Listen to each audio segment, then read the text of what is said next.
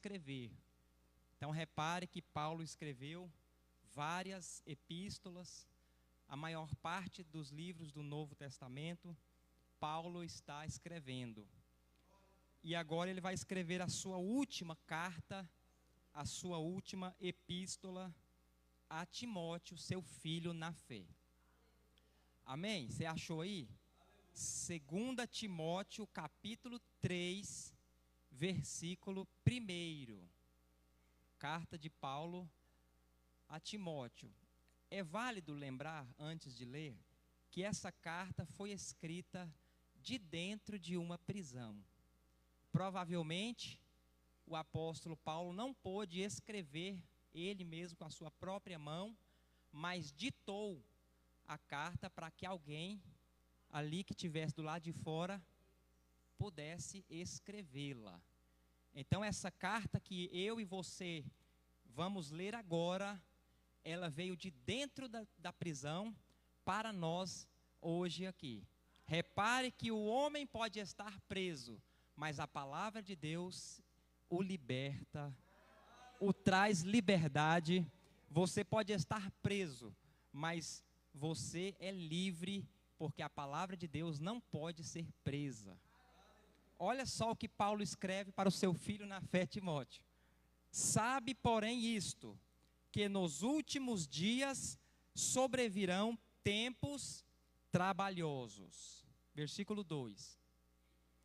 Porque haverá homens amantes de si mesmos, avarentos, presunçosos, soberbos, blasfemos, desobedientes a pais e mães, ingratos, profanos. Versículo 3. Sem afeto natural, irreconciliáveis, caluniadores, incontinentes, cruéis, sem amor para com os bons. Versículo 4.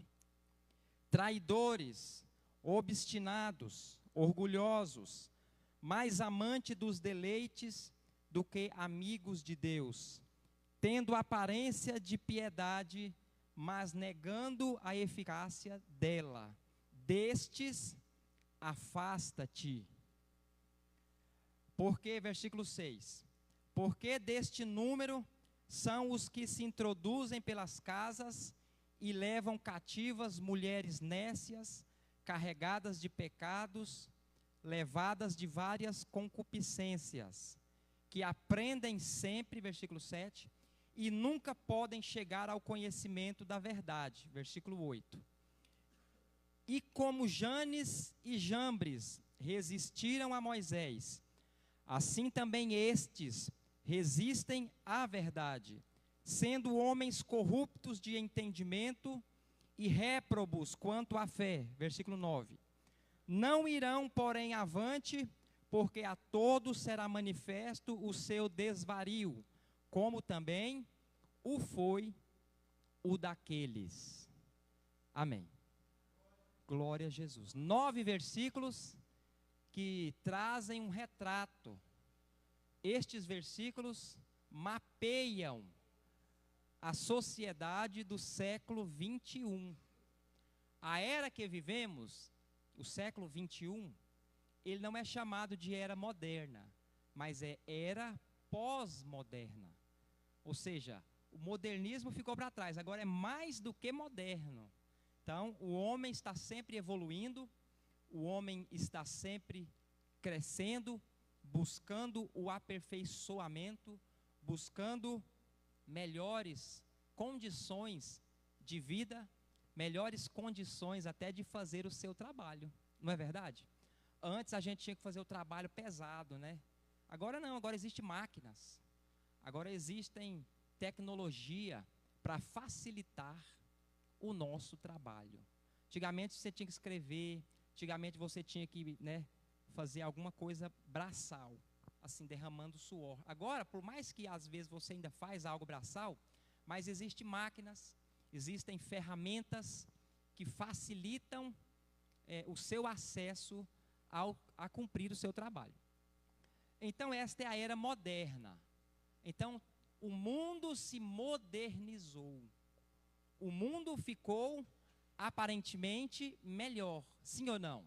O mundo ficou melhor, porque você antigamente tinha que fazer mais esforço para ganhar o seu sustento. Agora, com pouco esforço e com a ajuda da tecnologia, você consegue agora obter o seu sustento de forma mais facilitada. Vocês estão me entendendo? Mas quando esta palavra fora escrita por Paulo, possivelmente no ano de 67 depois de Cristo.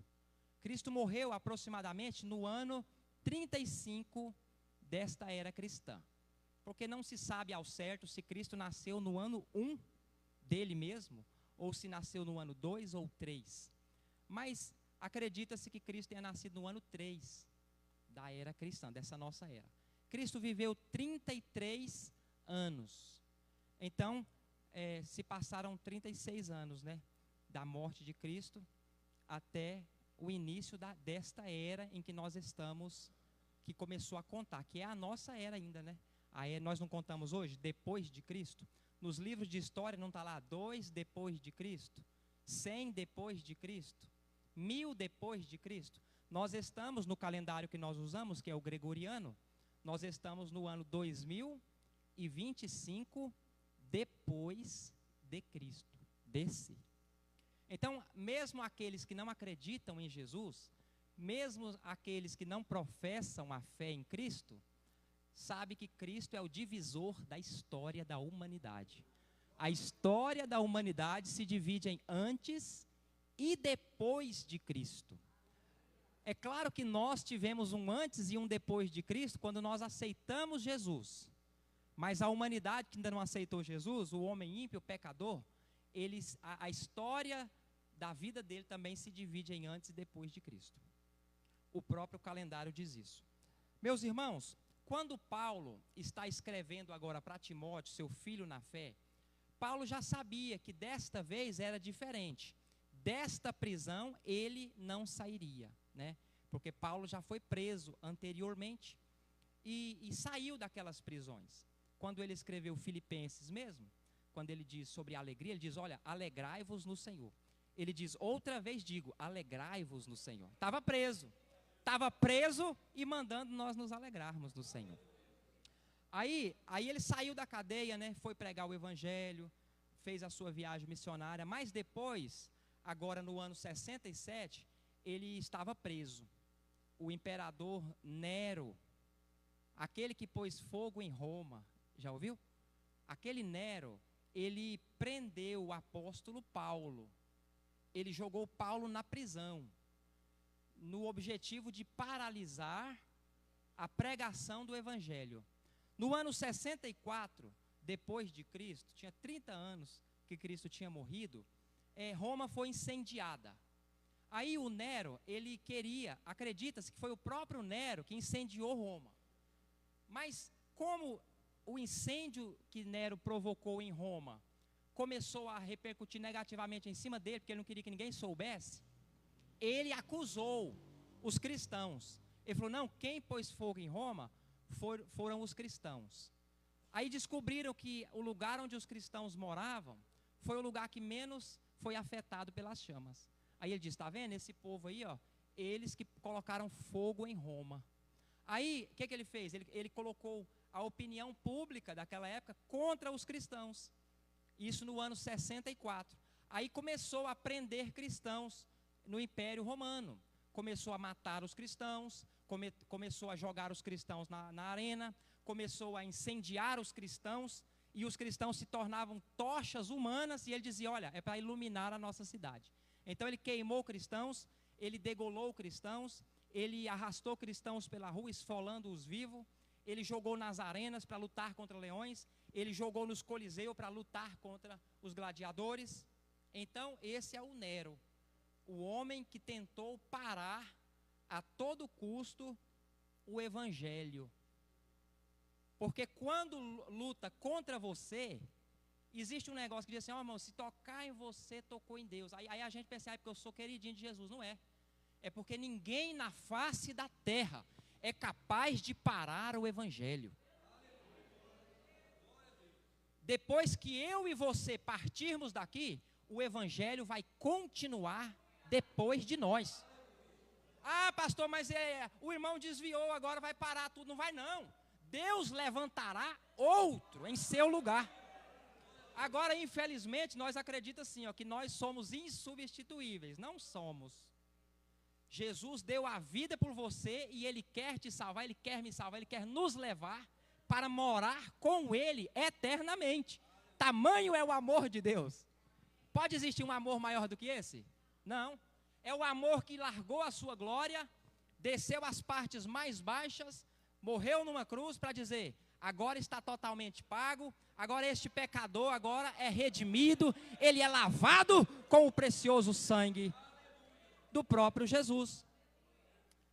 Mas esta pessoa tem a sua vida, tem o seu arbítrio, tem a sua escolha.